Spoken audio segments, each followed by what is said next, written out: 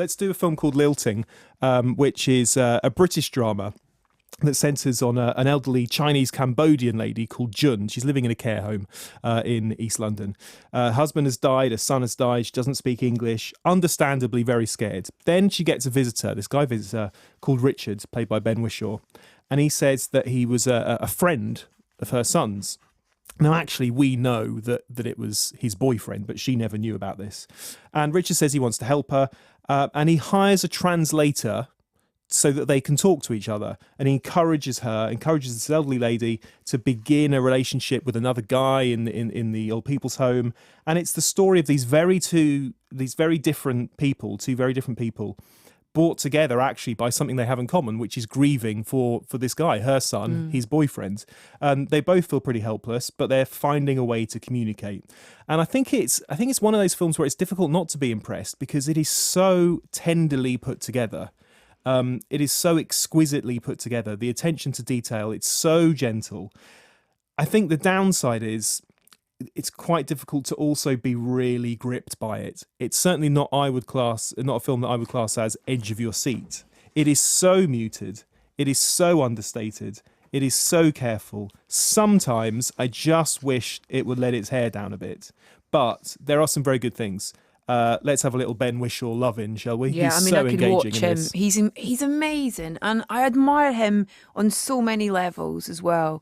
Kind of personally as well, where he's sort of stated himself in terms of that world, which I know a lot of people kind of will not go there. Yeah. And he says, this is who I am, this is what I am. And I admire him so much for that on a kind of personal note, but professionally to watch as an actor, I think it's so raw, this film as well, and his performance is so raw that's the thing for me that gripped me was him and that character. He's absolutely great. And in most things, I mean, he's engaging, but in this, he's like so sort of nervy and gentle.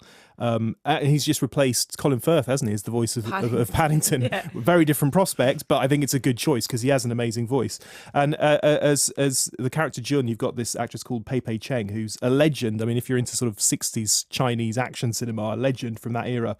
Lovely stuff from her as well. So kind of a Judi Dench performance, really, a little bit stuffy, but really engaging. And I mean, hey, if you're a fan of 80s sitcoms, To the Manor Born, Peter Bowles, yes, hello, I'll have some of that. He's in there as well as the guy that Jun has a relationship with. Still charming, still got it, still very twinkly-eyed. So you can't deny the pedigree. And yes, I absolutely agree. The acting is brilliant.